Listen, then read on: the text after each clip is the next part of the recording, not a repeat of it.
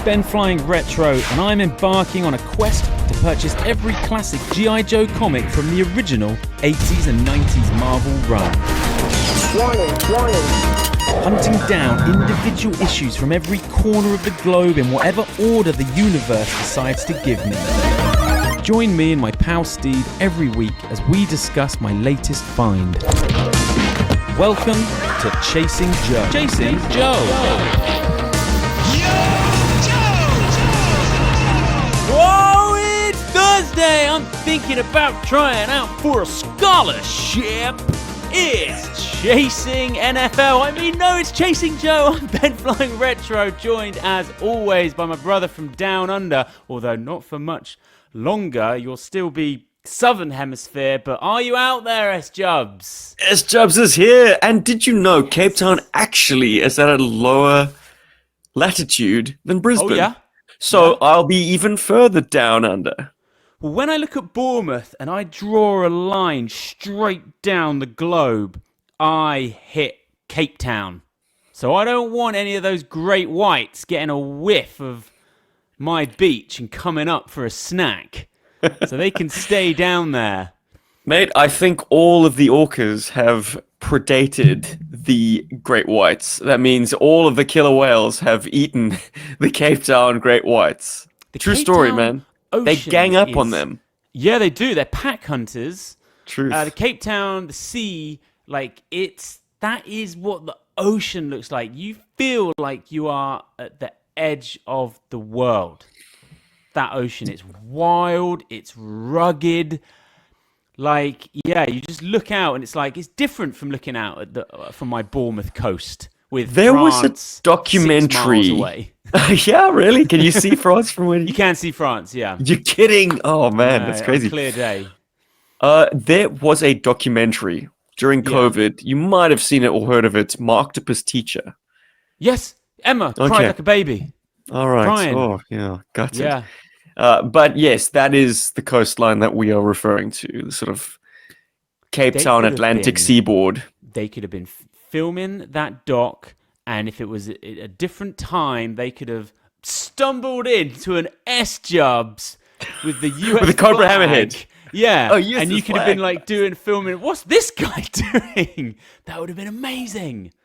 Crazy. But to get into that water in the depths of winter, I don't know, pal. Very interested in the tidal pools you guys have got going on down there. You got some nice tidal pools. Something that I have learned to miss, honestly. It's a pretty unique bit of topography. But let's talk about something else. Dude, do you know? Ding, ding, ding.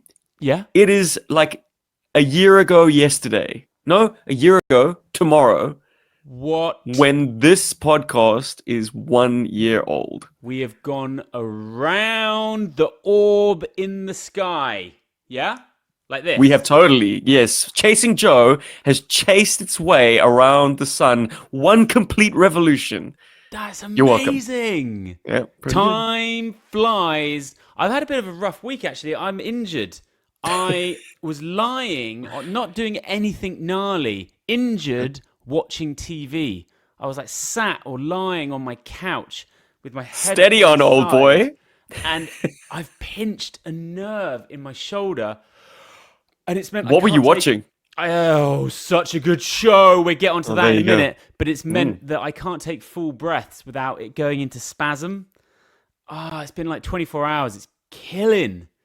So if I cough or have shortness of breath, it's actually a pinched nerve. I was watching Tokyo Vice.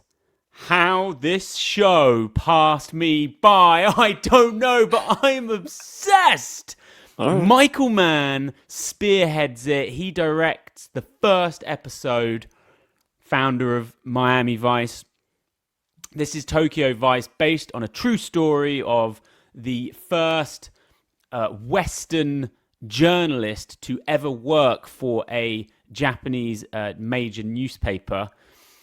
Gets involved with police, crime, Yakuza, all set at night. It's in Tokyo, set in 1999, so it's just it's nice era, no fun. Give me a year on the release of the show. and like classic. Well, 2022, 2 seasons, not cancelled, just 2 story told, done.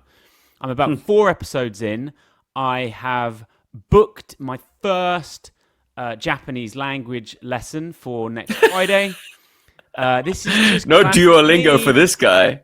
no, I can't be trusted. I will be using that for help, but I do need Person. some kind of physical interaction, and I need to be held accountable.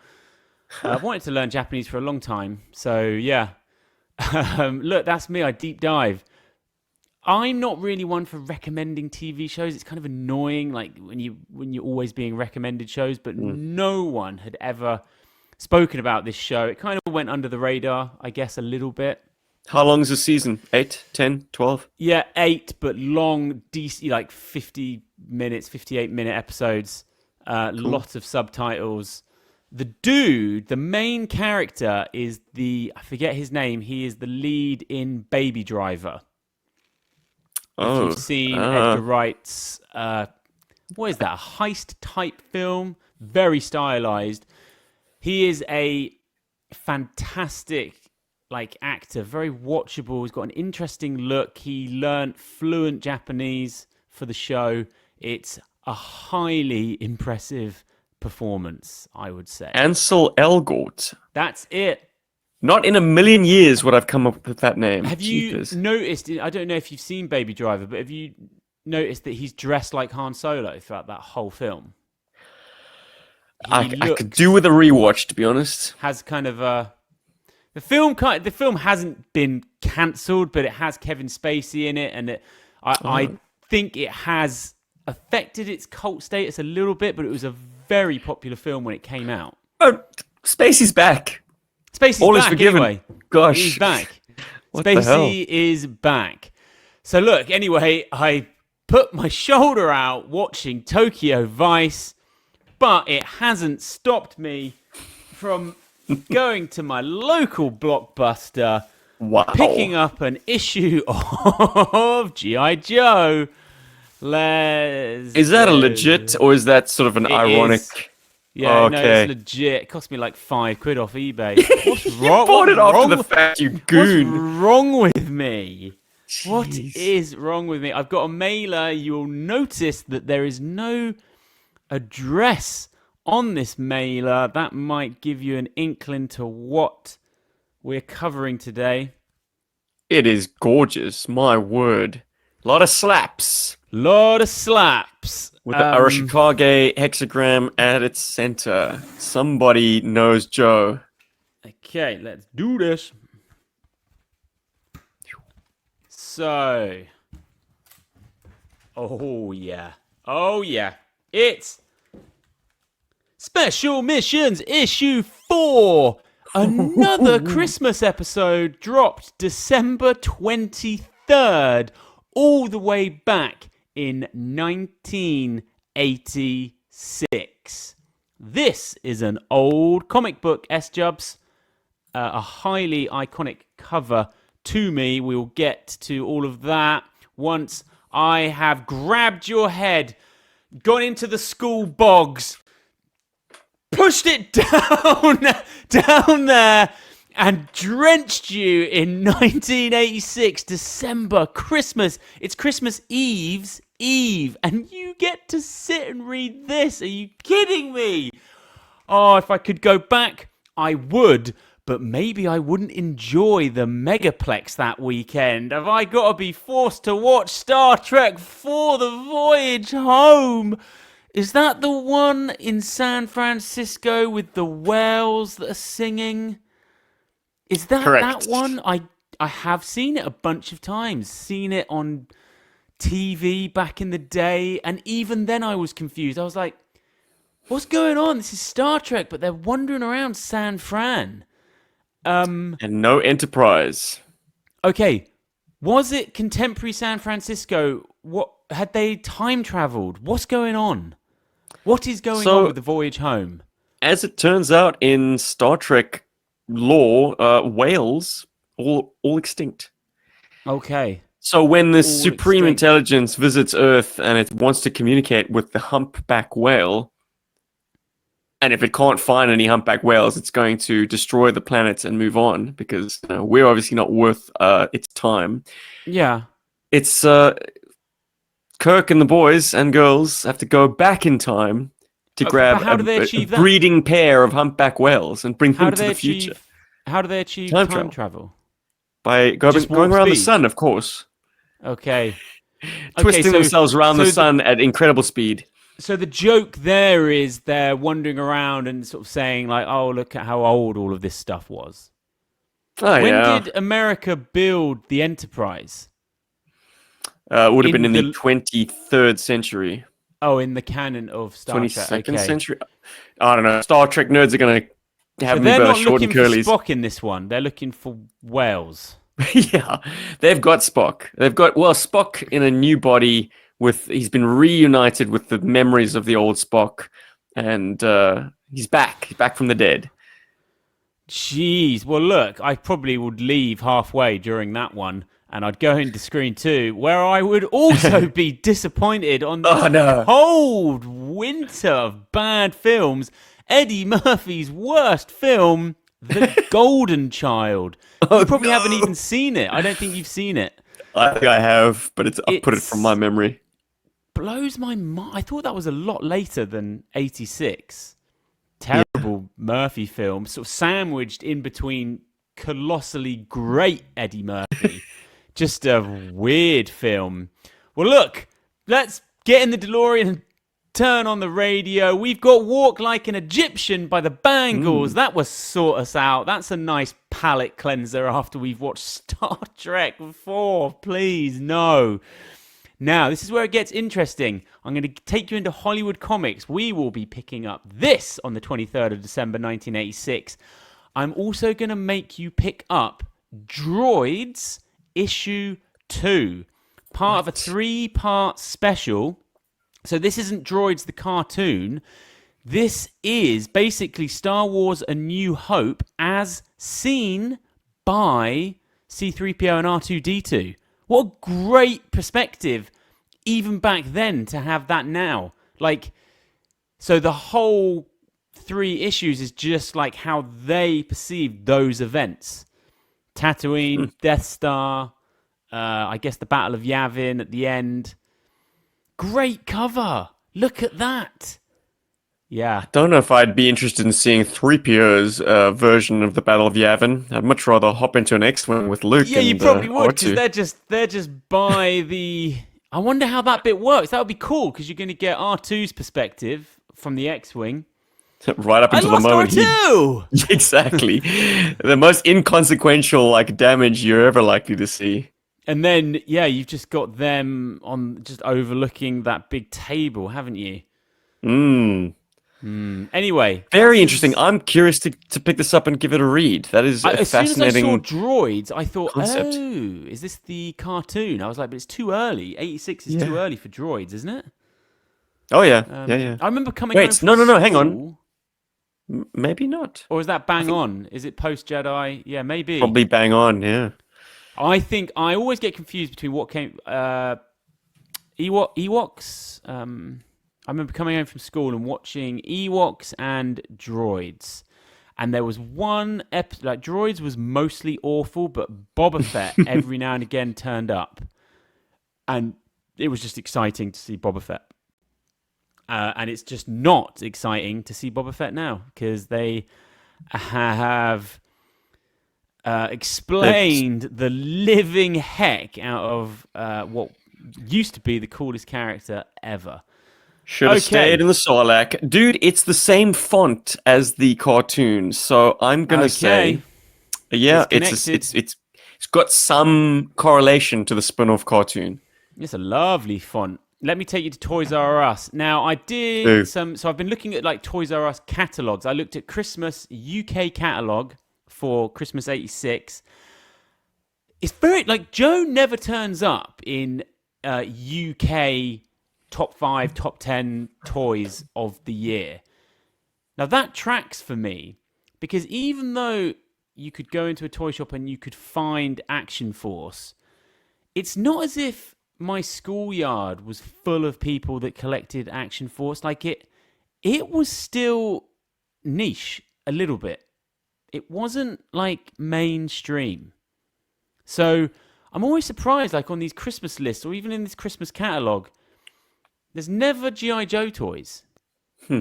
I know 86 is somewhat early, maybe for the UK, but anyway, number 1 was Transformers, and then there was some other stuff. Coming in at number 5, an IP I haven't thought about in a long time. Are you ready for this?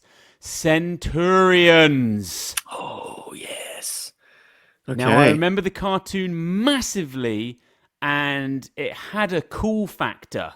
It really did. Max Ray, the show revolves around the conflict between Doc Terror's cyborgs and the Centurions, who were a combination of like a kind of like an exoskeleton, but then also with some mech involved in there as well. But the one I really remember was that green Max Ray toy. He was kind of sea-based dude.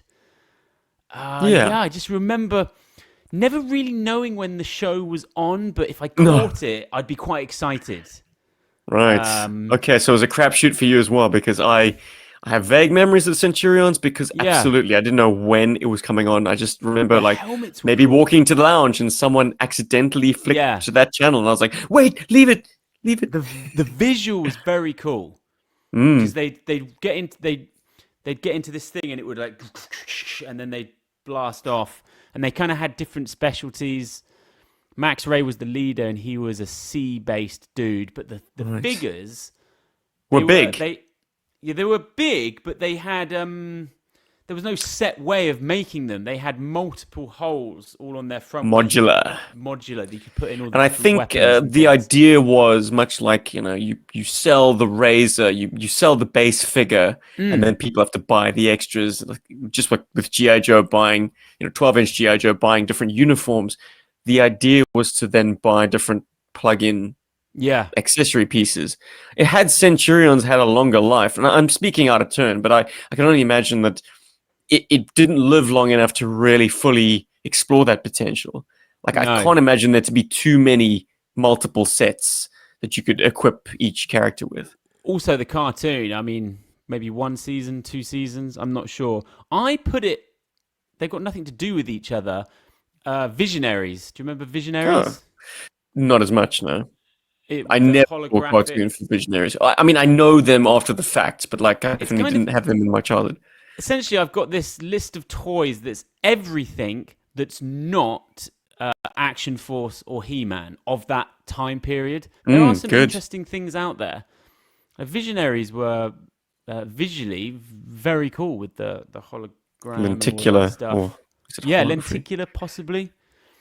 Yeah, so Centurions, interesting. That idea of being a kid and not understanding TV schedules, or even knowing if the BBC was adhering to any kind of a schedule. You just felt lucky when you caught Knight Rider, A-Team, Centurions. Like, there was just no concept of like, oh, this is on now. It was just like, oh, something good's on. We couldn't read, so we couldn't like check out a TV guide. Do you remember those printed Street TV Hawk guides? Was the one that I always wanted to watch and never could ascertain when it was on. I was just obsessed with Street Hawk. But there you go. That's toys. We're immersed.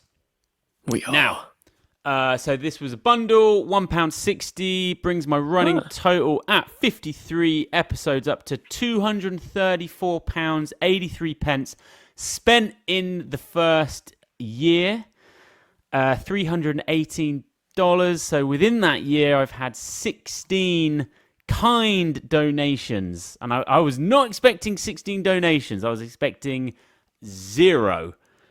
The community stepped up. They were like, yeah, this guy says he's chasing Joe, but it's going to be tricky, so let's help a brother out. Amen. You think about the cover whilst I smell the cover. Look, I got another to my mind, here. the cover is the only thing it has in common with our episode 1 issue, which was issue 63. Because both these covers are Mike Zeck's. That tracks. Hang on. Oh, jeez. It's been a while, but we've got WW2. Bandages. Well, not bandages. I tell you what this is. This is Bovington Tank Museum WW1 Trench Experience. They puff out this smell to immerse you, to give you deep and it's like bandages.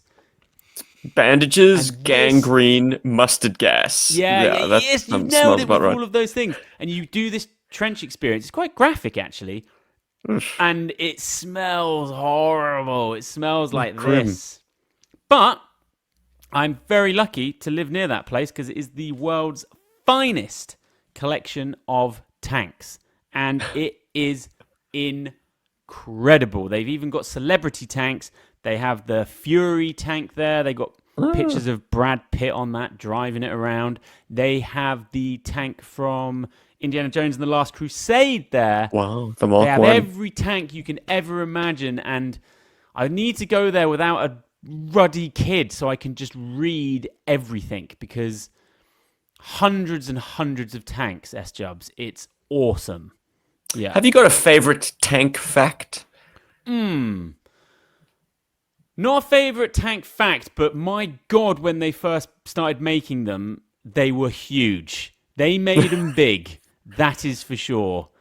No, I think for when I was a kid, I could never understand with the WW1 ones what all the logs were for. And then I was like, oh, that's so cool that they attach them to the tracks to get themselves out of bogs and things like that to give them grip. The log would go under and...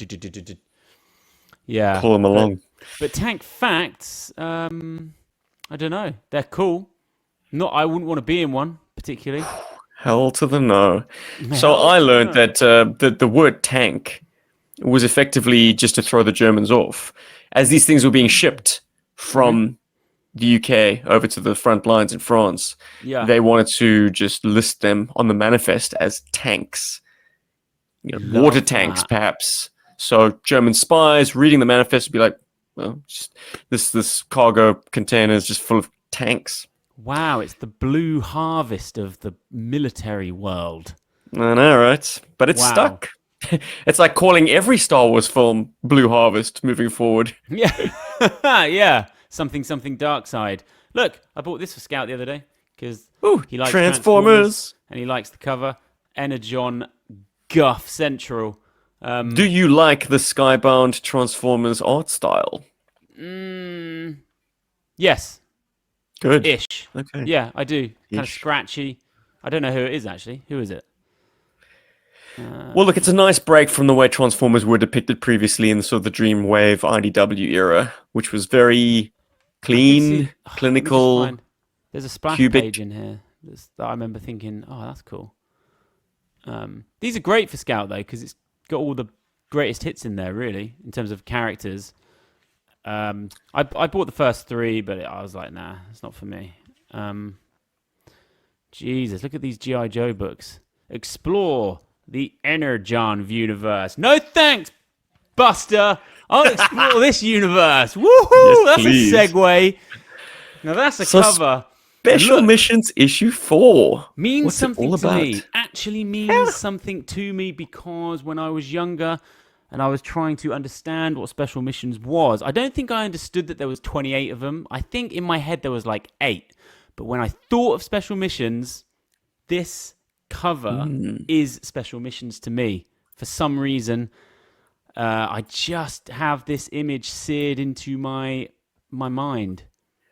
For anyone listening along, this is Lifeline. Old mess. Upside down, hanging from his parachute lines, suspended from a tree, and beneath him, slithering through the jungle floor, it's the most lethal members of the October Guard: Colonel Brekov, Horror Dana, Shraj, and Stormovic. Or was it Stormovic and Shraj? Whatever. It is a quintessential Special Missions cover. Just it's an interesting perspective. It's fantastically drawn. There's not another cover like it. I love this cover. It's He the is reverse of the tangled. Outback sort of. Do you know the special missions one where he's hunkered down underneath Yep. this sort of a snowy Oh drift, yeah. and there's sort of Russian guys over the top of him? So this is like a flip of that, but Yeah. like you've got the same balancing of like the baddies in the background, the goodie in the foreground, the absolute peril on his face. Also, let me tell you this: Lifeline is my go-to medic for my Okay. Joes. Okay, something about Doc. I didn't like his fatigues. Right. Lifeline spent 5 years as a paramedic with the Seattle Fire Department, and boy, it shows in these red fatigues that would feel more at home in Seattle, like a city, like a paramedic. He has that sort of look. I just love his look. He It's would high look, visibility, which yeah, he tells you looks like that a he's paramedic. not. Or he's in the rescue flight. He's search and Yes, rescue. He's jumping yeah, out of helicopters and winching you up and get. He does so much more than Doc would be qualified to do. yeah, But Doc would be so much more qualified to do things that Lifeline does. These guys aren't mutually exclusive in any way. They yeah. fulfill completely different roles. Doc Doc is did in more the at the home. the, the forward operating base. He's in the Yes, surgery. yes, that's This it. I guy's was in going to the say he field puts up some tents and he'll get some beds out and we're at right, the let's treat mash. people. Let's treat Yeah. people. Mash. Mm. This guy, he's in Seattle. Woo, woo, woo, woo. Go, go. And look, oh my God, the fig. Look at that rescue written down his quads. He is so good. You don't have to play GI Joe with him. You could play paramedics. It also occurred to me regarding Lifeline, he's probably a hell of a driver as well. Oh yeah. Like, if you were a paramedic, Is he a 50% of the pilot? time you're in the back, 50% of the time you're behind the wheel. He's probably as good a wheelman as Clutch. Yeah. Yeah, I can just picture him running through the city with his big white briefcase thing. Yeah, is he? I think he is a pilot, isn't he? Helicopter pilot. Secondary. Not, not that I'm aware of. Come Gosh. on, get the file card up, buddy. Oh. Spinning too many plates. What did I read last night? I know he's into Aikido, but we'll get to that in a little bit. Right. Is there anything he can't do aside from handling a weapon? Look, I think from a sculpting point of view, that figure is stunning. So many nice details. I got straight on the flea bay because I had a lifeline. I don't have one now, so I don't know where he went. And I was like, I need one. I need this fig. And of course, he was the same price as every complete figure, 25 to 35 pounds. I can get him loose for 7 or 8 quid, but who wants a loose lifeline? You need his stuff, man. He can't do anything. Truth. So there's no mention of him being a pilot on the file card. He only has Okay. one speciality, and that's medic. Medic. Yeah. Yeah. So he would have been released this year, 86? Yeah. Hot off the presses. Yeah, hot This book off the features presses. a whole dollop of 86 guys. We've got Lifeline, we've got Leatherneck, and then we've got Roadblock in his version 2 outfit. So we are current with the most recent releases. Well, let's open it up. Let's Look. do it. What we are treated to, we got Trimpe on R, and like so many special missions, is there anything better than a cold open? I love cold opens in all of my media. I especially love them in comics, where it's a bit like watching the intro to an Indiana Jones film or a James Bond film. Like, the stuff is happening, and they've just done a load of stuff, and you don't know, and you're just in. You're just thrown in. I do love opening and seeing that, and my God, that is a beautifully drawn aircraft. The Catalina PBY, a World War PBY. II. Aggressive shading on the underside of that wing. It's beautifully drawn. Well, you're bang on about it looking like it's taken out of Indiana Jones. I mean, this is a flying boat. Yes. World War II era, yeah. This is meant for use on water or land. And it was used for that purpose particularly. I mean, it was a rescue. I mean, we're talking about a medic, but like this plane was used as a rescue plane to fish aviators out of the water. Well, let's just keep going with the Indiana Jones thing, because you get a one page of like intense action, and then boom, you get quite a nice visual comedy beat. Lifeline is just straddling that fire bat, red on red. That is a comedy panel. You could just imagine that being in like a bad James Bond film or something. You've got the Leatherneck and Roadblock, very WW2 style, just letting it go out of the windows. And then you just have this funny image of Lifeline doing his absolute best to get the little black box from this fire bat. Did you want to do a synopsis? Sorry, we've gone straight. Well, I suppose I could. Well, no, we dropped right into it, as you say, cold open. The Joes are being pursued in this vintage aircraft over some triple canopy jungle by the October God in a Hind. The Hind shoots the plane down. The Joes bail out. Leatherneck shoots the Hind down from free fall. It's such a strange. He's kind of spread eagle. It's so weird. Okay. Are we going to do this now? Let's do the synopsis, and then we'll get into like some of the weird posturing that happens, courtesy of Trimpy. It's good because you could draw someone's hand playing like that. It feels like, yay, my guy's going to launch this. I suppose, but launching a Stinger missile while in free fall, and the treetops are about like maybe 200 feet below him. He's in danger of like splatting himself. Like he needs to open that chute right fast. Yeah, look, Trimpe, it just doesn't. It looks. You could draw the ground under him, and it would look normal. He just doesn't look like a falling man. Is the interesting. I would have more had him in the kind of suitcase position, like in a sitting position, like maybe. How you're stabilizing yourself midair with this heavy, like the thing that would actually happen is the Stinger missile. You'd be being dragged earthwards by this. Could you launcher. argue he just has to point it in the general direction? I've never fired a Stinger at a moving helicopter from freefall before, but I imagine there's got to be some delay to get it's got a video camera, right? That's how a Stinger missile operates.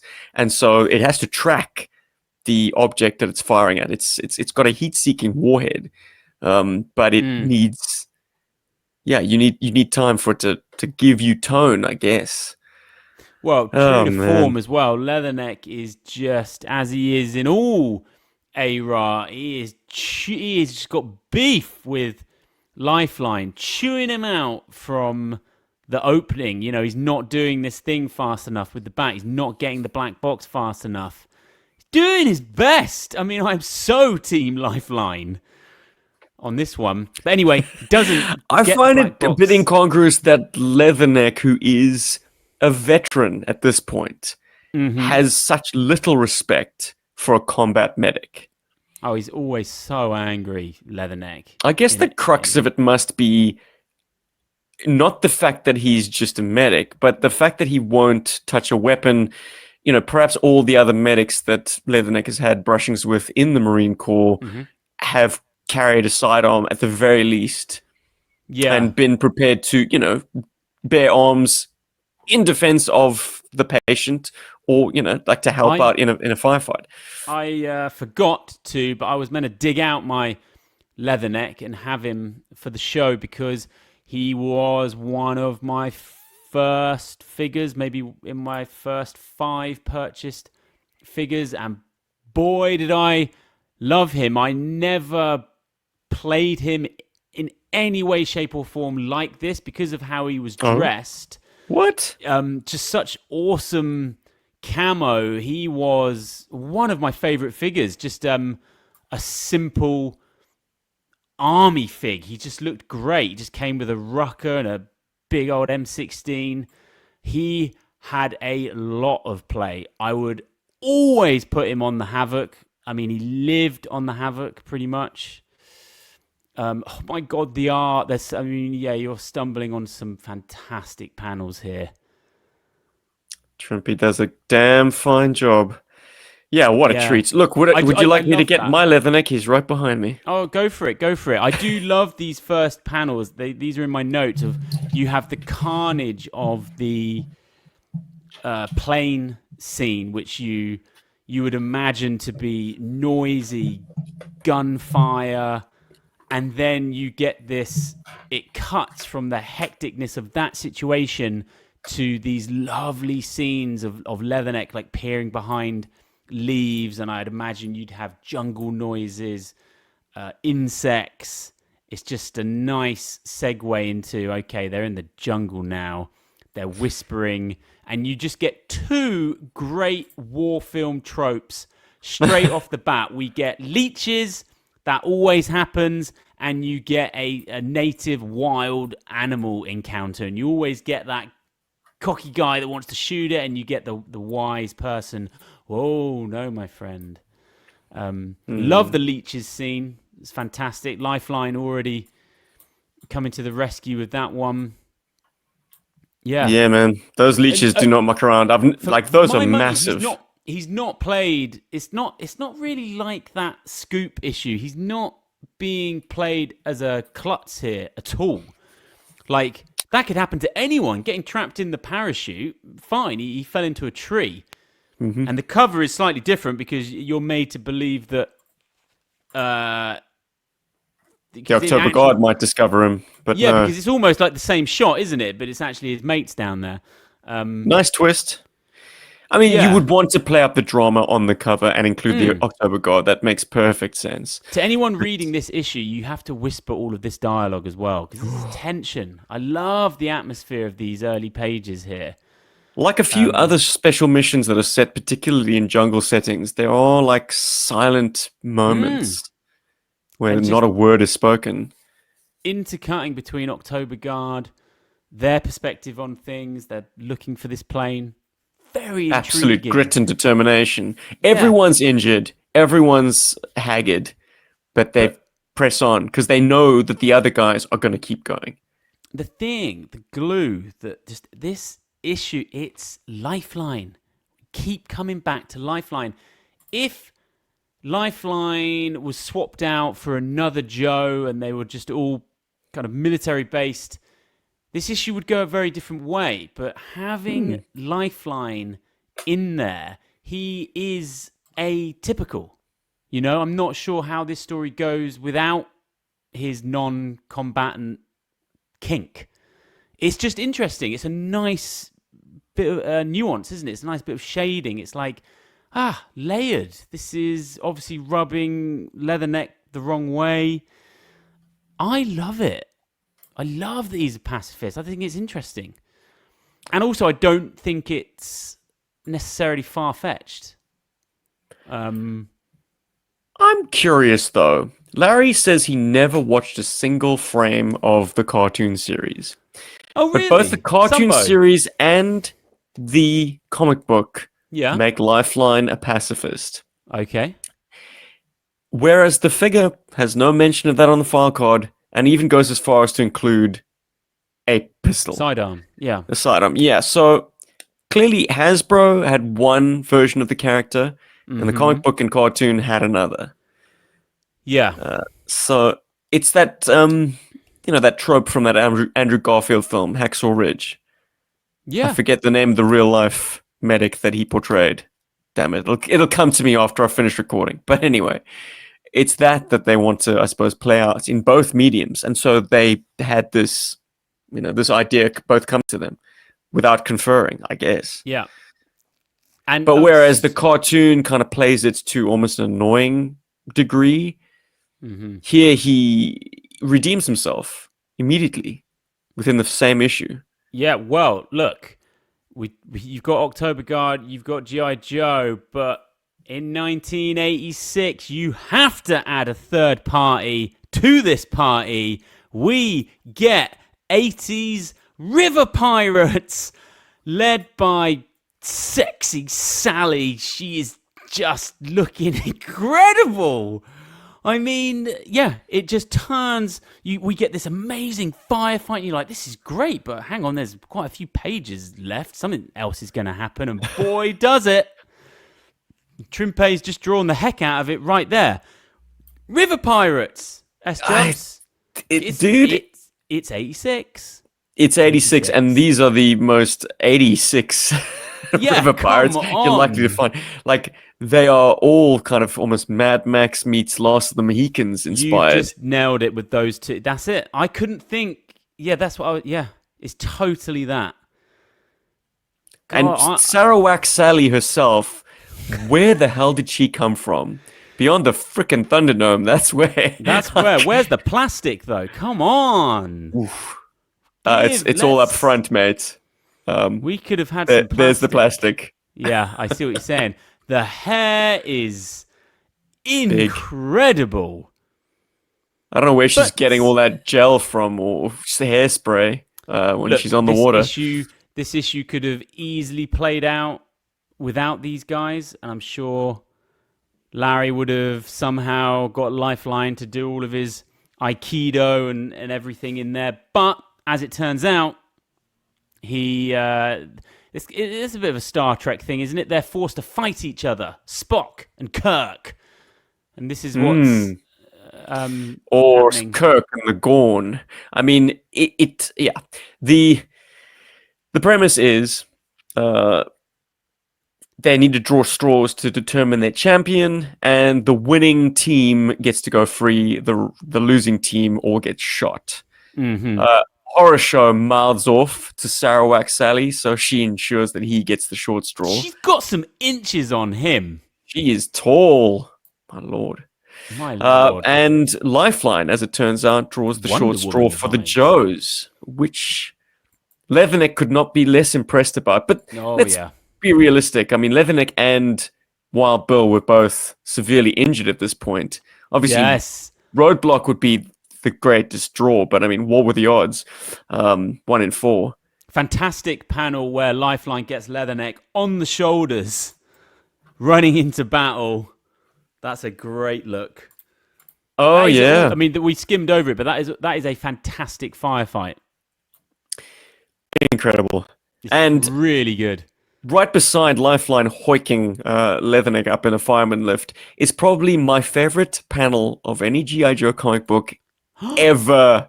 I know. And that's there it is. Roadblock saying, I'm on my way. And he's carrying the very, very badly injured Wild Bill. He's got his M2 slung over his shoulder along with Wild Bill's M16. And he's got Wild Bill's Stetson. Oh, it's fantastic. Perched on his head. It's awesome. I felt the gravity of the situation there. A lot of times, Joes get tagged and it's, I don't know, arm, leg. That's a bad one. And Lifeline's like, no, if we are in trouble with that chest wound, can't stop the bleeding, he is in T-rubble for sure. I felt that reading it. And still Leatherneck's chewing him out. He's like, oh, there's a surprise. Can't do it. Can't get the black box. Can't fix Wild Bill. It's like, Christ. Can't even help me load my machine gun. Why don't you wind your actual neck in? Chump. I didn't play with him anything like that at all. It's funny. Oh, yeah? How did you play with good old played Metzger? with him. I think it was in a way more generic fashion. There he is. Almost the quintessential army fig, isn't he? Definitely jungle camo vibe for sure, I think. I've always had a problem with the shade of tan used being so close to his skin color. That always was a weird visual for me. Okay. But it's a hell of a detailed figure. My goodness. The sculpting in the 1986 series gave us some of the most detailed textures of all. Bespoke. I mean, these figures are far better than they had any right to be. Leatherneck's hat, the imperfections in the wobble of it, it's amazing. The accuracy of the bird and ball, the Marine Corps logo, which now is verboten. GI Joe can no longer use it. Great contrast back then, between these two. They got it. Amazing figures. What a great line. Yeah, it is a great line. I need that Lifeline. That rescue font written, I mean, it's amazing. My first G.I. Joe, actually, and this is my original case. Are you joking? The paint is all faded off it. He's your first? My very first. That's an interesting first. Well, I don't know. First, don't you? Airtight. Then we both got guys that didn't. Well, no, Yeah, my guy that's at what I'm least had a saying. gun. They're interesting firsts, aren't they? Like, yeah. Maybe my parents wanted me to get an army man that wasn't an army man. I don't know.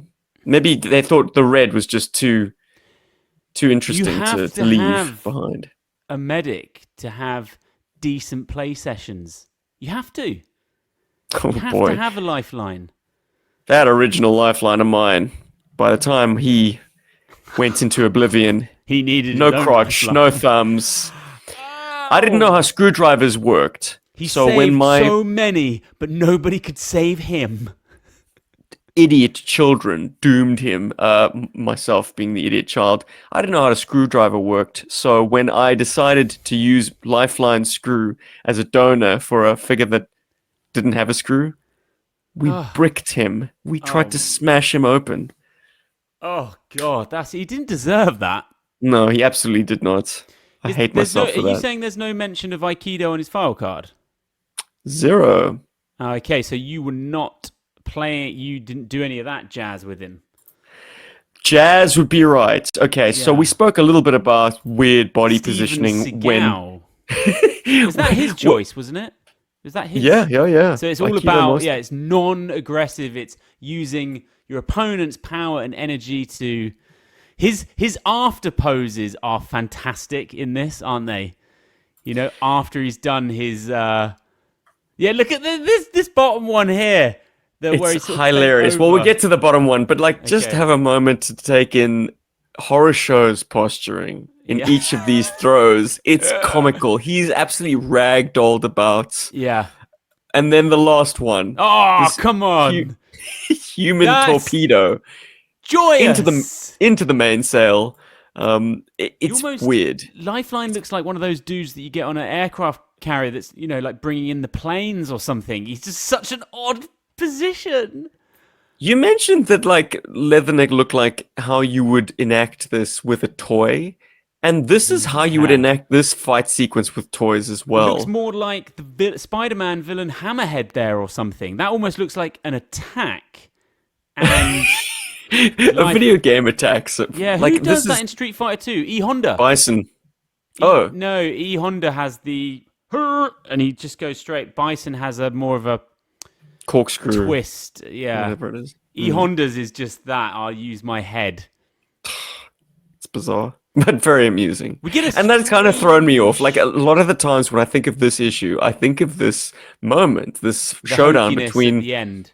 yeah, between Lifeline and only Horror Show. And I'm not mad about River Pirates, but like Yeah. now I've kind of warmed to it. I am. suppose. I've warmed to him hard because it's just that there's an innocence about this issue. You do cover everything you want from an 86 book. There's some serious stuff in here. There's an amazing Yeah. firefight. But at the end, it reminds you that you are playing in 1986 and we get a sexy Sally riverboat pirate rock up for no reason. I wrestled last night thinking I was like, I love Lifeline in this issue. Love him, love him. I wrestled with the dialogue at the end. Him posturing, look, take these black tapes. There's an organization called Cobra. They've got a New York City consulate building. You could do a deal. That was the only bit I was like, has he gone too far here? Like, am I now not liking his character? Like, I wrestle with it.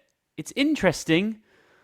What do you think about that last bit? Like, everything's kind of working out well for him, and then it's like, wow, geez, okay. There goes the mission. There goes everything. How do we feel? Yeah. Well, Lifeline sums that up himself, that he really has no choice in the matter. Because Okay. if he... okay, so just to put everyone listening in the frame, he wins against the October Gods champion Horror Show, and Sarawak Sally's like, okay, your team is free to go. And Lifeline's like, I got well, patch him up. what about the Russians? Oh, they're going to be killed. And he's like, no, then no deal. Yeah. So his only bargaining posture is then to sell out the mission. That's the Yeah. only card he's got to play. And he could not possibly have it on his conscience that the October Guards' lives will be sacrificed. So I get it. I tell you what I've just thought about that I could do with, and that is riverboat pirate Sexy Sally rowing up on the Hudson and just knocking on the Cobra Consulate building. That could be a zany issue. She does make a comeback eventually. Oh my God, well, I can't wait for that. What issue? Like in the 200s. Oh, if I'm remembering correctly. No, it's the IDW run.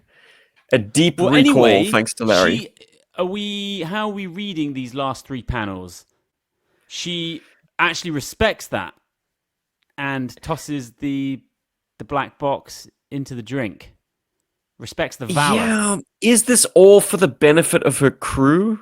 She says she's going to lose face in front of her men if she doesn't blow away the Russians. She says men. Are there men? At first, I just envisioned these as an all-female band.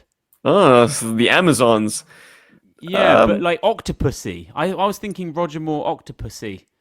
Some of these are definitely topless, so if they are females, that's some nudity we've got in a Marvel comic. My God, this issue takes a turn. So great. Everything got it all. Special missions book. Well, dude, these guys are wearing loincloths. There's very little left to the imagination. So if they are a band of females, yeah, sign me up. Yeah. Good crew in this issue for me. Roadblock, Leatherneck, Wild Bill, Lifeline. Love that roster. That's pure toys, baby. To everyone thinking Wild Bill is a chopper jockey or C-130 jockey, I must remind you all that he was a infantryman in Vietnam prior to becoming a warrant officer, prior to becoming a helicopter pilot. He was actually a LRP, Long Range Recon Patrol. So he is absolutely in his element, traipsing through this jungle. Yeah. Till he gets tagged. Fantastic panels of him trying to wrestle that flying boat as well. Wrestle it from going down the wrong way, spiraling out of all control. Look at that thing. And it's even got that kind of... Oh, I remember it from the Temple of Doom. I was like, this plane they're in has... They feel more like steering wheels than kind of airplane controls. Look, it looks like he's driving a big caddy. Fantastically drawn, though, by Trimper. I mean... Definitely one of Larry's favourites. Fantastic character, and he looks fantastic in this issue. My God, he does. I could be wrong about this, but I do think Wild Bill is absolutely plucked from a character that Larry knew in real life. Yeah, you've mentioned that, and I think you are bang right there. What a character that must have been. My word. Someone would know, but I mean, Wild Bill, he's no stranger to getting shot down. That's for sure. It's that running gag, and I love to play this game, or I would love to make a drinking game out of it even, when watching Bars these... of Cape Town. Well, it would have to be a home event, but watching the Sunbow cartoon, the amount of times Ace's Sky Striker gets shot down, specifically Ace, he's Joe's hotshot pilots, but no one has lost more aircraft than Ace. Millions of taxpayers' dollars, Billions. Constantly. He's always pulling his chute. Oh, come on. That is a page of a comic book. That is some lovely panels. That's the one that's dripping in atmosphere. You've gone from carnage to quiet. The jungle noise, baby. Oh, that is a fantastic... that is how I like my Wild Bill. The green of the shades, the reflection. You're just at that point, you are all in on this issue. Because, sexy pirate ladies are a way off, and you're like, we are in for an exciting treat. Yeah, this issue is incredible up until that moment, and continues to be incredible if you go with it. Yes. If you don't, then this is at least 75% of an amazing issue. I will say that for the longest time, this tiger that they encounter, very Apocalypse Now, but it has always bothered me how it's depicted. And I realize now, no, this is not a problem with the pencils or the inks for that matter. This is a shortcoming of the colorization techniques used in comic book media of the time. This kind of limited palette Yes. to accurately give the tiger its striping that would have had to have happened in the inking stage, and it didn't. So they're left doing this kind of like 3-tone yellow. Yeah, a yellow, also- a deeper yellow, and then an orange. If that tiger had a speech bubble, I wouldn't be shocked. He looks like he's going to start talking. He has a very non-animalistic face. I think it has to do with the very limited inking as well.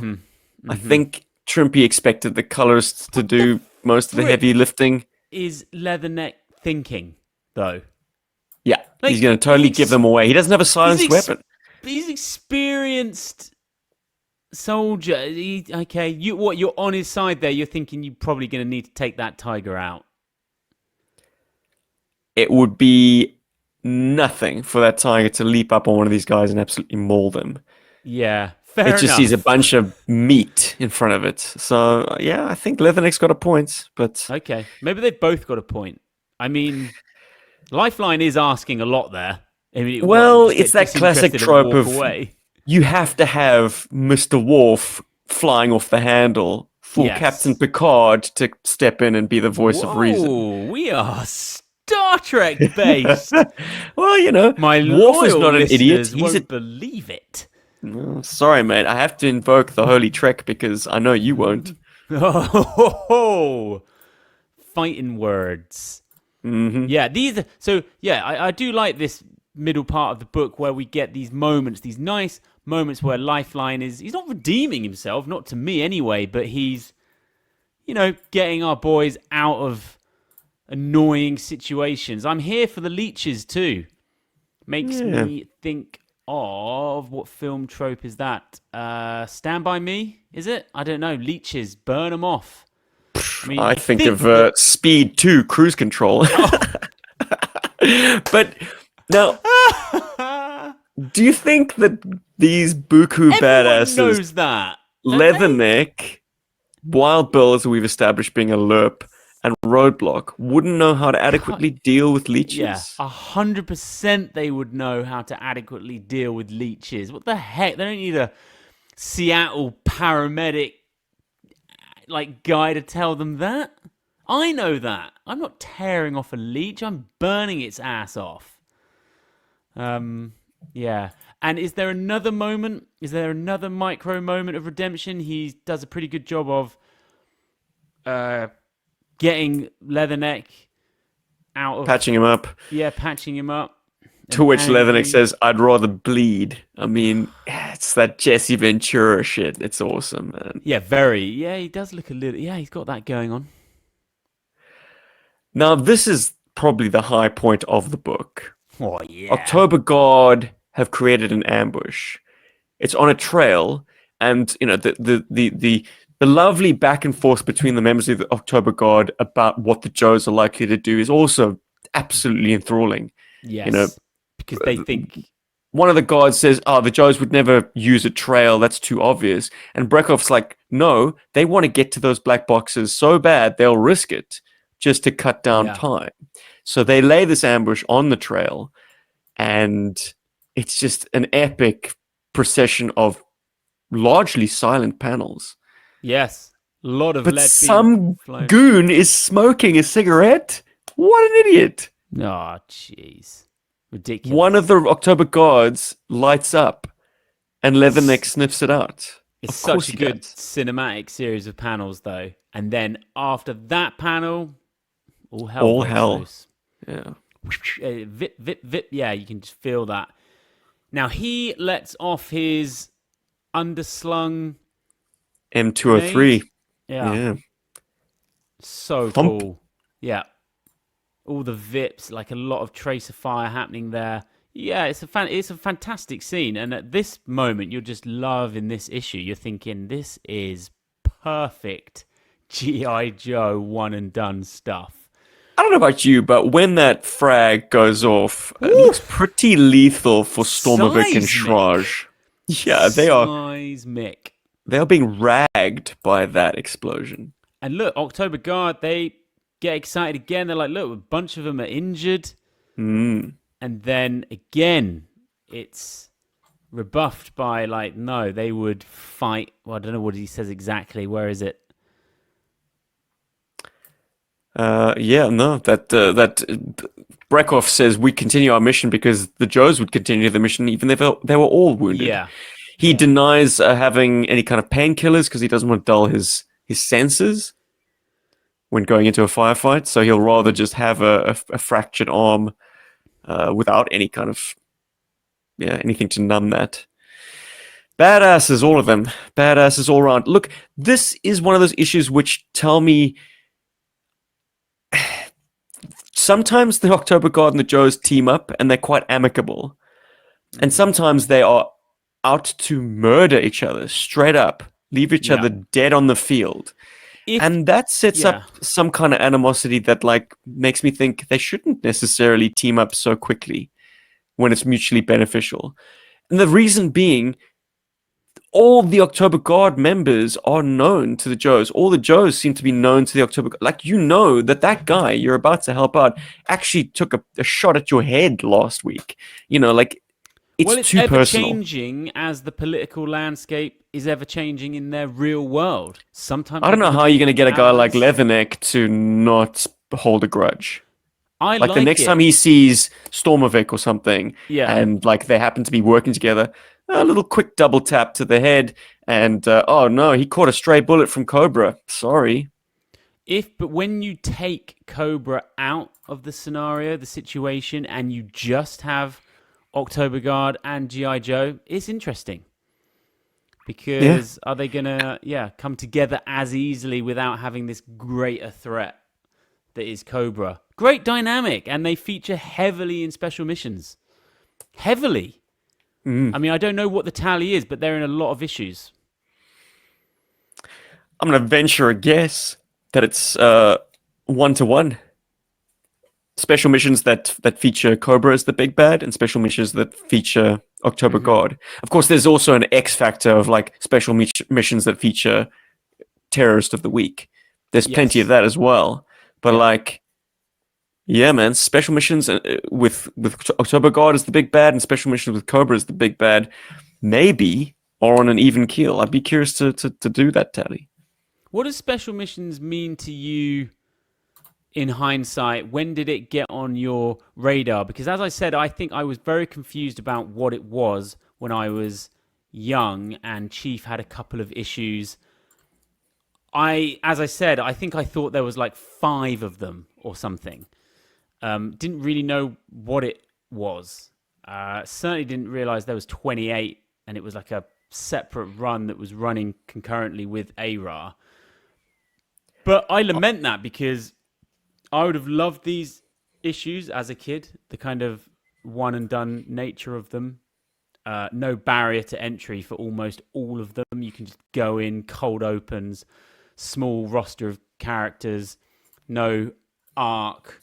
They're just so good, and they actually lend themselves massively to play as well. Playing out these scenarios is pretty simple, kind of. I think you've said this before. Sometimes they're like instruction manuals or play manuals. Like that is absolutely, you know, you can inspirational. buy Lifeline and have that issue come with the figure, and that would be perfect. You're getting everything you need from a story point of view to influence how you might want to play with your. Kind of makes me wish these things had happened concurrently, because Lifeline was my first figure and was like destroyed by the time I got this issue. I never got that. And I didn't release. do any Aikido with my Lifeline, so he was just patching up Joe's. But he came with a gun, Ben. Did he ever fire a single round? Yes. Did he ever use it? Are you kidding me? Okay. Like left arm is like, I don't know, clamping a thermal artery. Right hand is smashing in some blue shirts. But I can tell you this. If I did know that he could do Aikido, I would have been doing that all over the shop. All that Steven Seagal shit. With Vipers, they would have been coming out and we were like, hot! Hot! Come on. I'm all for that. It's good. Yeah. I must admit, I donated Lifeline's pistol to Lady J. I figured she needed a pistol, and that was the donation. Was there a ceremony? No. But it did spend a lot of its life in his case. If you, if you stretched the case a little bit, in fact, it probably does fit quite neatly if you find a nice groove. I mean, the case itself, what is that? We're saying that's oxygen. Yes. Yeah. And then a little med pack. Very compact. Yeah, even whatever the it stuff is. it comes with is urban, like, on the go. Yeah, look, a combat medic would not be hand carrying a case. They'd put the stuff in a big old ruck. He should come with an ambulance or something. I totally gave him a Adventure People Fisher Price rescue vehicle as his main ride. Yeah, the gun does fit, and the Dude, case I was in a toy close. shop yesterday, and I saw some core. Ooh. Saw some Modern core. Modern core, and on the box it said core established 1985 or something like that. Does that track for you? I thought they were 86, but yeah, okay. No, I think, yeah, okay, 86 then. It was something like that. Yeah, back then they were called gun-ho. It was awful, though. It looked terrible. I was like, you wouldn't want to put a Joe figure in that. It was like some kind of chopper, but it was bad. Poorly made. It was terrible. Anyway, it gets more interesting in this particular toy shop because in the UK, if you're in a toy shop and you're just like, whoa, what was that out of my periffs? That was GI Joe I just saw. What? In the UK? And I was like, what is this? And it was, I don't know what the company is. They're Lego bricks, but they're not Lego. But that's not a problem anymore because the patent's run out. So it was Tomahawk with a beautiful picture of the Tomahawk, of how we know it. And then very small in the bottom right was what these bricks built. And that did not look like the Tomahawk. It didn't look like anything. This thing was a big box, but it was like £8. Came with lift ticket, maybe roadblock, and then I started flicking. All the cases, they looked the same, but they were actually different. They had the mean dog. Look at the state of that. I'd love to, but it's WhatsApp's doing me no favors. Oh, there we go. Okay. Look how excited you can get from that image, and then look at the state of what it actually is. Wow. So, what is they that? use the original box art to market this construction set. But, man, wow, the toy itself is dire. That's why it's £8, ladies and gentlemen. and you know that those bricks aren't really adhesing together. They're not, they're not sticking together. Presumably one in the front, one figure. And look, it probably can seat someone in the back. So it's, doing what a Tomahawk needs to do. But, and look, it probably has stickers too. The Tomahawk sort of classic logo. Yeah. What else was there? Mean Dog, Snowcat. I can't think what minifigures look alright. Yeah, but they look like 3D renders. I'm not sure. Oh, yeah. I don't know, dude. I'm not sure how they would actually be. I think they'd be terrible. Lego never considered doing it, did they? They never considered doing any war brands. Yeah, they never did want to. They just considered doing a Star War because they saw the dollar signs, I guess. Okay, so is that the reason then? Okay, they never did anything. It's just a bit too war-based. I'm just trying to think of some of the other IPs. You're going to have to use third parties to get like machine guns and tanks. Oh, yeah, of course. It's never going to happen. It's never going to happen. It was something that I thought about, though. I was like, it would work. It would be so cool. I don't know if I think that now after seeing that. Jeez. Rough. Dude, so weird to see GI Joe in UK shops, though. For our American viewers, listeners, it just does not have a presence anywhere. I mean, maybe in a specialized shop, something like Forbidden Planet, which is a comic shop, you could get some classified, I guess, maybe some, but it pops up in the randomest of places, and somehow these like crappy, invisible not IP. Lego sets have popped up all over the shop. Yeah. Go figure. I wonder why. What's the situation in Australia, South Africa with classified being sold in a toy shop?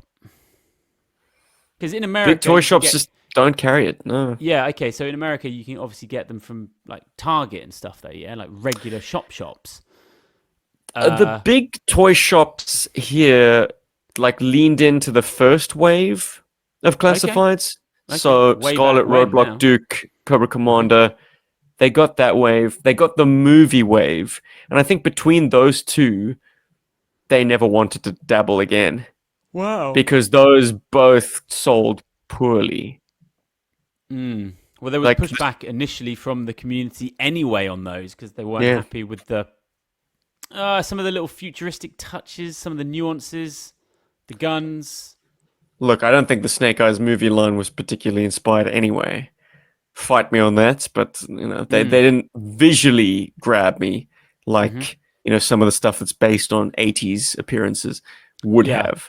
But then obviously, like you mentioned it, more specialty stores would have a small sampling of classifieds. At random, it seems. There's no real rhyme or reason. No, in Australia, you can get it, but you got to go online. Simple. Question. Do you ever, just like, I don't know, you could be watching a film, watching TV show at night. Do you ever just have a toy or an action figure that you kind of just like fiddle with? Like almost like a Rubik's Cube. Benjamin, You're not playing with it in a traditional sense. Like, are you asking this question basically to answer it yourself? Because do you know who you're talking to? I've been doing it with these Storm collectible figures. I don't have many. I have 3. I have Ryu, I have Ken, I have Axel from Streets of Rage 4. But what I'm saying is, oh my God, it's so therapeutic, but that's where a 6-inch scale is quite nice because it's just bigger. And I was thinking to myself, I'm going to fight you on that. I don't do that with a Joe figure. Yep, Joe's figures are specifically scaled as their forebears, the Star Wars figures were, to be interactive with vehicles. So, and Ben, you are basically describing my every night. Oh, I can't wait for me to clear the decks. Kids are in bed. Any business or admin that I had to do in my night be taken care of. Yeah. So I can sit on the couch, watch some mindless shit, and play with an action figure in my lap. Oh, like cool, that's cool. I'm so glad. That's my life, dude. Because I was about to say I could buy one classified figure and have that experience with a Joe figure. So look, this is my go-to guy at the moment. Axel, I have to say, these Storm figs, they are expensive. They're like 80 quid. And then very soon after they're 80, they're 130 on eBay. But they are stunning. And what I love is this guy comes with, I don't know, 4 or 5 heads, loads of different hands, about 8 weapons, maybe more.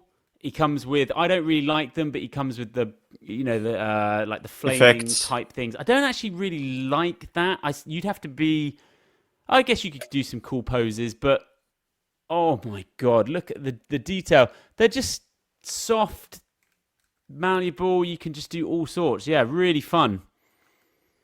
I didn't know how much you'd delved into the slightly more expensive figures, or if you're familiar with Storm. They're slow. Like they release like, I don't know, 4 figs a year or something. But I guess it's quite telling about how I approach toys, and that's I'm less interested in the action figure. Mm-hmm. Like, that's way too cool, too hip for me. Yeah, Like, I see hear these that. very sexy YouTube channels that like achieve incredible poses with their action figures. Like, they just have a procession of stills or poses. Yes. The action figures on a little turntable, and Ooh. achieving like Spider-Man shit with Snake Eyes, etc. And I'm thinking like, that's cool, but that's Mm-hmm. never how I played with a toy. No, They no. were so much more dumb in I'm my not into hands. the toy photography side of it, but there is something very sort of just calming and relaxing about just having that dude. Just I don't know. Well, that I can definitely appreciate, and that's as I Yeah, say, that's my every night, man. Except it's with getting them these into these like these little, oh I yes. suppose, time machines, these time capsules, these like transportative items. These I was about to action. say This guy was around in 1986. I was that's 2 years old. that's the difference with Joe. So when I hold this guy, I'm not really being bombarded with any kind of feelings of nostalgia. He's a new modern fig. If I Hmm. hold a GI Joe figure, they are so loaded with hundreds of memories. It's almost like a science fiction film when you touch it. Like I could go back to specific play moments, like The actual times. artifacts. Yeah, it's just like that. This guy, nothing. I get nothing. I get a nice feeling of like, yeah, I liked Streets of Rage when I was a kid, and he is Axel, and that's fun. But I was about to say, my God, the Joe figures are loaded. They're just like almost dangerously so. Like each one is chock full of memories. And yeah, That's why I think I've come to the realization at the ripe old age of 40 that oh toy yeah, it's right. collecting is, for me anyways, is a very closed list. Same, pointed, focused. I I know. I've no longer got any interest in current releases. I think for so many, and this is I think for so many, modern toy collection is addiction, actually, which can Yeah, be the next thing. very, very dangerous. Completists, yeah, Well, we I'm all very, know the thrill of awaiting something in the mail. yeah. Then you I, get I it, you went, unbox it, you enjoy it for a few days at the most, and then it kind of goes into the shelf and yeah. Me and Chief went largely through it. forgotten. We went through it together simultaneously during COVID with Star Wars Black Black Series. Series. And Yeah. I'm glad we went through it because it was a microcosm of modern adult toy collecting. And we ticked every single box. It turned into addiction so fast. And before we knew it, like we had, 60, 70 each. And they'd come and you'd feel nothing. Hmm. That is the honest truth. A little bit of excitement, get it out, but then all of a sudden you've got so many, and then you're just talking about, oh, I need because for the collection, or I need two royal guards to flank Vader in In the this dire that you'll never never make. doing. Yeah, Uh, and credit to us though, because we got on top of that sharpish, saw the okay. future, and we were like, no, There's 60, 70 everything. figures deep. Oh yeah, it That's was pretty respectable. wild. It was wild, and we both sold almost every single one of them. I kept a couple boxed for my toy table thing. I kept Boba Darth Fett. Vader, and maybe I kept Boba Fett. That's it. Sold all of them for damn good money as well. To be Hmm. fair, we got out just in time, Yeah. but it was enough to make me Timing the realize market, Ben. it's like Cheapers. everything you just said. We're actually chasing something there that's you can't really get. We like that initial Kenner line because of how it makes us feel, and at the beginning, we were just blown away by, oh my God, look at the detail. This is everything we would have wanted. This is everything. Like, they look so cool. They look so cool. soon it turns out that that's all pretty thin, and it's like, oh, what are we actually doing here? We're not getting any joy out of these. And we were opening as well. We weren't just like, just putting them on a shelf boxed with a number next to it. It didn't get that bad, but I don't know, I feel like we dodged a bullet, and now I'm so pointed, so focused. I'm not just into GI Joe in a kind of that's got GI Joe stuck on it, therefore I'm getting it, or I'm, it's almost the opposite. It's like, that better be good. And then on the flip side of that coin, if you were to purchase Storm Collectible number 4, what would it be? Storm Collectible number 4. Like, so Chief, he went and got all the Street Fighter figs, and I was like, no, I just need the 2 examples. I don't need all those other guys. So, a Blaze to go with Axel. Maybe? Oh yes, thank you. Yeah, they've done an Streets Adam. of Rage holds a very special place because at the height of COVID, when we were awaiting our first child, Kim and I played 1, 2, 3, and then number 4. Great. We decided to make that our mission. That's so and we did it together, Axel and Blaze. I very nearly called Elliot Axel Blaze Jabba. Dude, that's so cool. Their team-up moves as well. Fantastic fun. 2-player, they kind of spin off each other. They do. I mean, if we did that, it was entirely by accident. Yeah, totally. Yeah. We've been playing 4 recently, actually. I've got into 4 again after years and years. What a fantastic game. It's almost like the perfect game. Looks great. It's a good vacation game because I hook 4 controllers up to my PC and plug that into the TV, and then all my nieces and nephews jam some Streets of Rage. It's a lovely sight. Well, I bought it on the Switch recently just because I wanted to play it handheld wherever I am, and it's so fun. Elliot doesn't call Axel, but he loves to play him, and he says, "Dad, can I be the big guy?" The big guy. The big guy is Axel. Well, in his eyes, the big guy is not Adam or who's the big dude with the mechanical arms? Yeah, no, anyway. He likes the cyborg. Yeah, Floyd, that's it. Well, anyways, to Elliot, the big guy is Axel. So cool, you can unlock all the other characters as well, isn't it? I mean, they're pretty useless, but it's fun. Dude, I only ever play Streets of Rage 3 Axel because he can run. Love that. Pixels, so dude. Good. I need them old 16-bit graphic. I've got an not a Storm fig, but Amazing Yamaguchi. Have you heard of that toy company? Oh yeah, seen a lot of it in China. Walls of that stuff. Yeah, and they are famous for high posability, but kind of more exposed joints and things. But the Spider-Man, you can get into some wild poses. But I've got he's out of reach. I've got an Optimus Prime that is fantastic. Well, the joints make sense then. He's mechanical. Exactly. He's got that sort of anime-ish kind of look.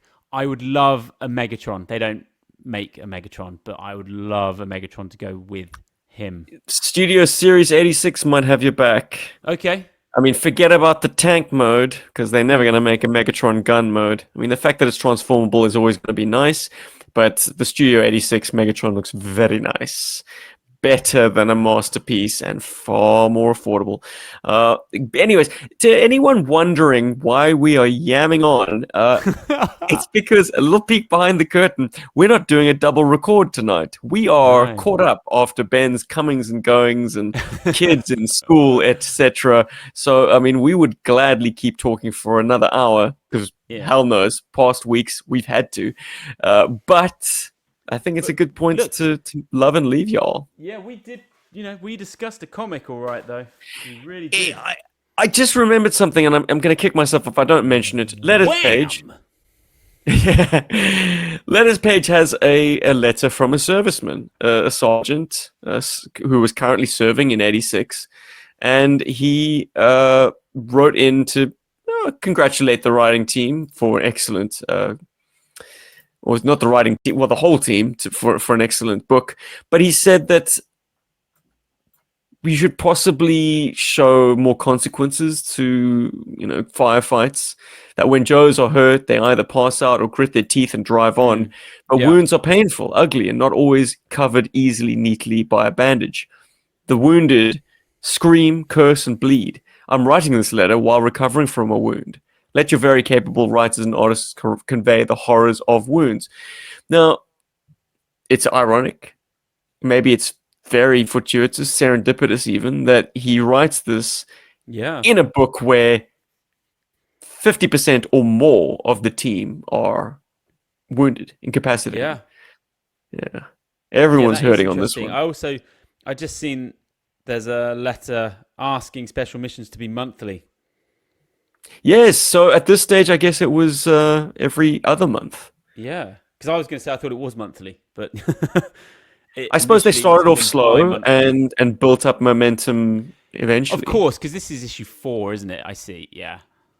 I don't know when it did go monthly, but we were lucky to get 28 of these suckers, and we are getting through them on Chasing Joe. But tune in next week to see what the postman has sent me. That was a bumper issue for a bumper episode, wasn't it? Yes. One of those things. Yeah, well, happy birthday, Chasing Joe, I guess.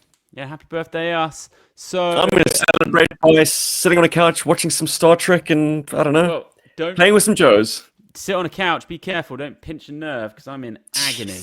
I don't know how you did that, dude. Oh, God, because I'm 44.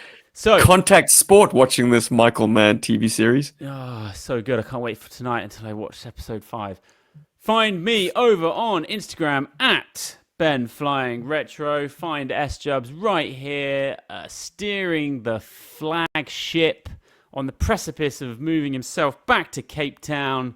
Anything coming up on the flagship that's going to pique our interest? This week past, we would have talked about my favorite figure of all time, Shockwave 1988. So if you haven't checked that, Jose, catch it on the replay. Yeah, another deep dive into some deep memories. I like keeping lists. I know exactly what figures I got in which year of my childhood. I'm going to bring that list Shockwave, Fording Bridge, Toy Shop. Jesus. There was a bunch there. My brother Gav said, you have to get that guy because he's SWAT and he just looks insane. I was like, dude, sold. Picked him up, still got him. Amazing. Well, then you got me. That's my story too. Older brother said this guy is cool. Yeah. Get him. I mean, we put older brothers on pedestals. This is no secret. Yeah. Okay, everyone. All that's left to say is... No, I'm not going to say Cobra. I'm going to say Yo Joe! Edward Steen to the rescue! Yeah! Edwin Steen. Lifeline! In Seattle, lifeline! To Neil Young, the godfather of grunge! Hey, bye.